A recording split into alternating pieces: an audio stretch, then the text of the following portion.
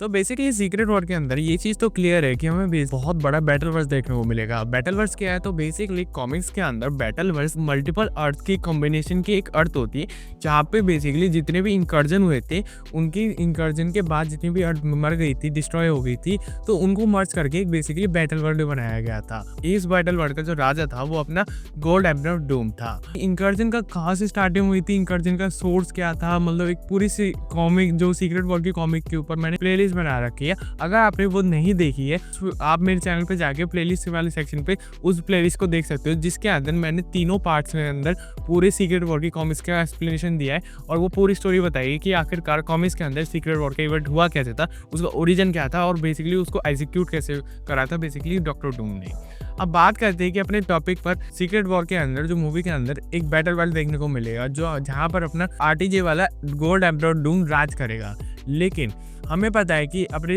जो कॉमिक्स के अंदर जो उस बैटल वर्ल्ड का सोर्स था, वो जो अपने गॉड एम्परर डूम का पावर सोर्स था, वो मॉलिक्यूल मैन था। लेकिन अपने एमसीयू के अंदर मॉलिक्यूल मैन का भी कोई इंट्रोडक्शन देखने को नहीं मिला है, ना ही बेसिकली अब तक उसको इंट्रोड्यूस करा है। और सीक्रेट वॉर और डूम्सडे बहुत ज़्यादा पास है, जिसकी वजह से उस कैरेक्टर को इंट्रोड्यूस कराना एक बहुत ज़्यादा रिस्की काम हो सकता है। तो बेसिकली अपने सीक्रेट वॉर के अंदर ऐसा कौन सा पावर सोर्स होगा जिसकी वजह से अपना डॉक्टर डूम इतना ज़्यादा पावरफुल हो जाएगा कि वो बेसिकली पूरे एक बैटल वर्ल्ड को क्रिएट कर सकता है। इसके पीछे एक बहुत बड़ा रीज़न हमें और एक बहुत बड़ा आंसर हमें पहले ही दे चुका है मार्वल, जो है बेसिकली अपना लोकी।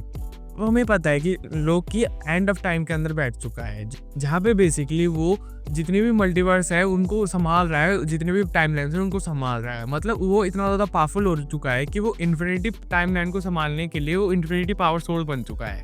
तो अब यही चीज़ कनेक्ट होती है, क्योंकि प्रोबेबली ऐसा हो सकता है कि अपना डॉक्टर डूम अपने लोकी को मारेगा या फिर लोकी की पावर को एब्जॉर्ब करेगा, जिसकी वजह से वो इतना ज़्यादा पावरफुल बनेगा। और बैटल वर्ल्ड कैसे होगा, तो प्रोबेबली ऐसा हो सकता है कि जो अपना लोकी है वो प्रोबेबली बेसिकली एक नई बैटल वर्ल्ड को क्रिएट करे, एक पूरी नई टाइमलाइन को सेट कर सकता है, वो भी अपने डॉक्टर डूम के कंट्रोल के अंदर, या फिर उसको किसी तरह से मैनिपुलेट करेगा अपने आरटीजे वाला डॉक्टर डूम, जिसकी वजह से बैटल वर्ल्ड क्रिएट हो सकता है। या फिर प्रोबेबली चांसेस हो सकता है कि हमने एंड ऑफ टाइम के अंदर एक वॉइड देखा था जहाँ पे मल्टीपल अर्थ मल्टीपल वेरिएंट्स एग्जिस्ट करते हैं। तो प्रोबेबली ऐसा भी हो सकता है कि बैटल वर्ल्ड और कोई नहीं वॉइड हो सकता है, जहाँ पे बेसिकली जो अपना डॉक्टर डूम होगा वो जितने भी मल्टीवर्स के अर्थ को उनको तबाह करके अपने आप को वॉइड का राजा बना के वहाँ पे जितने भी वेरिएंट्स हो वहाँ पे ला के राज कर रहा होगा। ऐसा प्रोबेबली हो सकता है। और ये दोनों पॉसिबिलिटी हो सकती है कि हमें एक नए बैटल वर्ल्ड देखने को मिल सकते हैं, या फिर एक वॉइड ही हमें एक नया बैटल वर्ल्ड बनता हुआ देखने को मिल सकता है।